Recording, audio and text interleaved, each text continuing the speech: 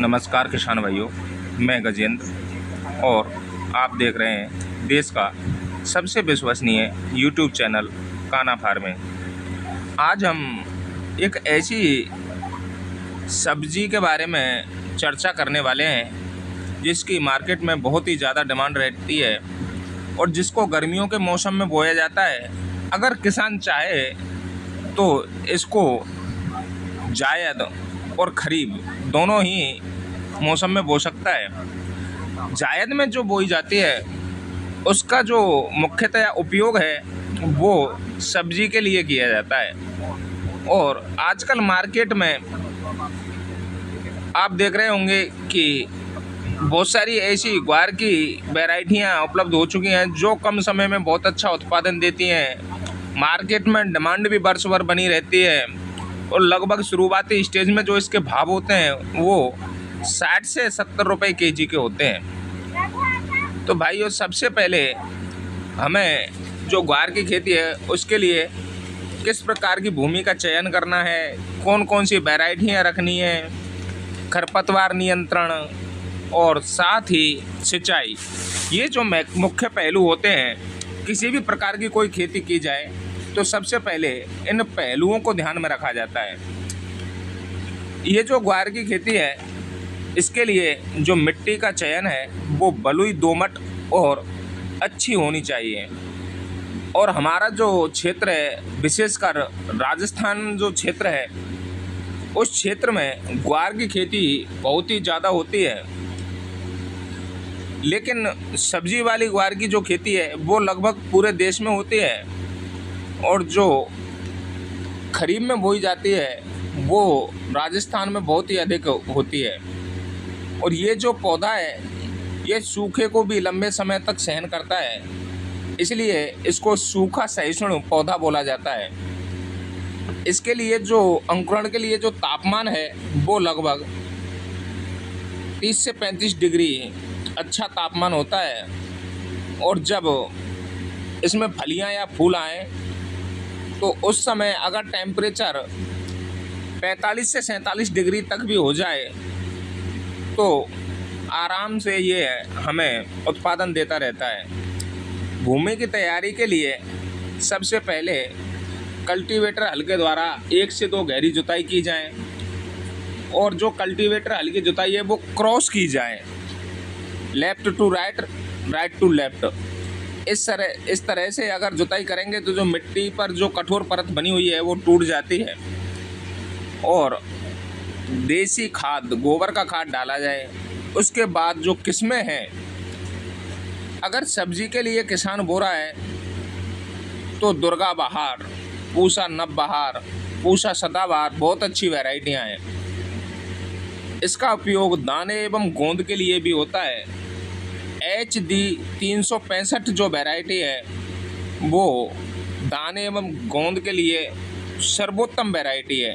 HG 563, RGC 1064, RGC 1003 बहुत अच्छी वैरायटियाँ हैं। इस फसल का सबसे बड़ा बेनिफिट ये है कि जब तक इससे प्रोडक्शन मिलता रहे तब तक तो प्रोडक्शन लेते रहना चाहिए।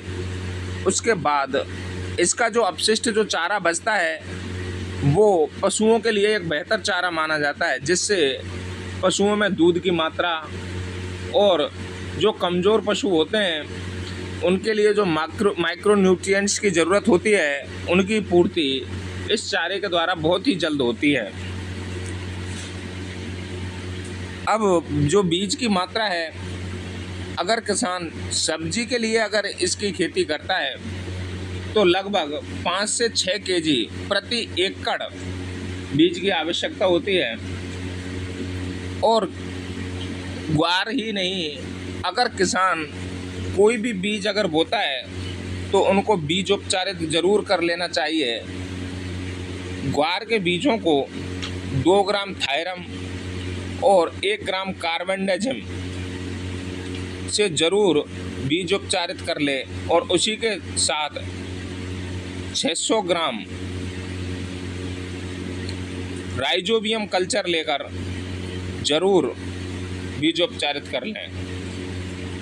राइजोबियम से बीजोपचारित करते समय 250 ग्राम गुड़ राइजोबियम कल्चर में ज़रूर मिला लेना चाहिए, जिससे जो बीजों पर कोटिंग होती है, जो कल्चर हम लगा रहे हैं वो अच्छी तरह से बीजों से चिपक जाता है और लंबे समय तक प्रभाव बना रहता है।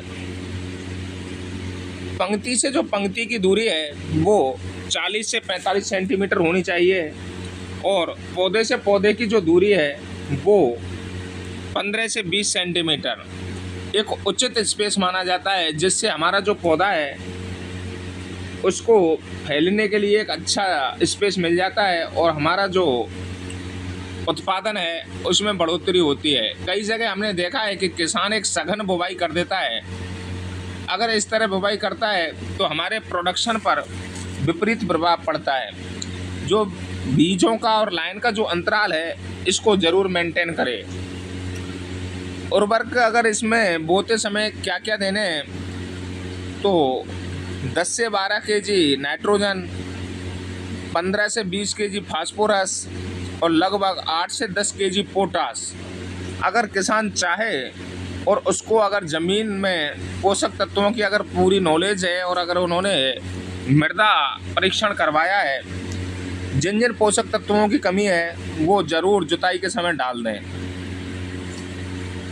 इसके बाद सिंचाई और जल निकास।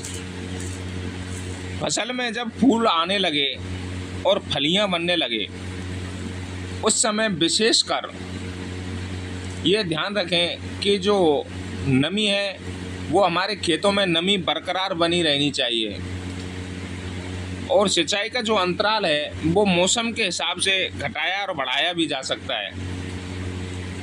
किसान भाइयों ये ज़रूर ध्यान रखें कि आप अगर सब्जी के रूप में अगर ग्वार को बो रहे हों तो ग्वार की जो फलियां हैं उनमें दाने बनने से पहले ही तोड़ ली जाएं। लगभग 5 से 7 दिन के अंतराल पर इनको तोड़ते रहना चाहिए। इसी के साथ साथ जब हमारे ग्वार की फसल में फलियां आ रही हों तो उस समय एक एक फली को तोड़ना है। अगर किसान गुच्छों के रूप में अगर फली को तोड़ता है तो हमारे उत्पादन पर बहुत ही गहरा प्रभाव पड़ता है, क्योंकि ये जो फलियां हैं ये एक एक करके ही उस स्टेम्प में आती हैं और उसके बाद जो फ्लावरिंग है वो फ्लावरिंग स्टेज चलती रहती है और नीचे से फलियां बनना लगातार चालू रहता है। तो किसान भाई फलियों को एक एक करके ही तोड़े और अगर नज़दीकी अगर बाज़ार उपलब्ध है तो किसान ये ज़रूर ध्यान रखे कि सुबह अगर तुड़ाई करे तो सुबह ही मंडियों में पहुंचा दे, क्योंकि उससे हमारे जो मार्केट के भाव हैं वो हमें अच्छे मिलते हैं। अगर किसान शाम के समय तुड़ाई करता है तो उसको किसी गीले सूती कपड़े में बांध कर रखे, जिससे उनका जो ताज़ापन है वो बरकरार बने रहना चाहिए। ये जो ग्वार की फसल है बहुत अच्छा और बम्पर उत्पादन देती है। कई बार हमने फील्ड में घूमकर देखा है कि 1 एकड़ से हमारे कई सारे किसान ऐसे हैं जो डायरेक्टली और इनडायरेक्टली हमसे जुड़े हुए हैं और उनसे हमने अपने और उन्होंने अपने अनुभव हमसे साझा किए। तो उन्होंने बताया कि 1 एकड़ से लगभग सारे खर्चे काट देने के बाद जो इनकम शेप बचती है वो 1 से 1.5 लाख रुपए शेप बच जाती है।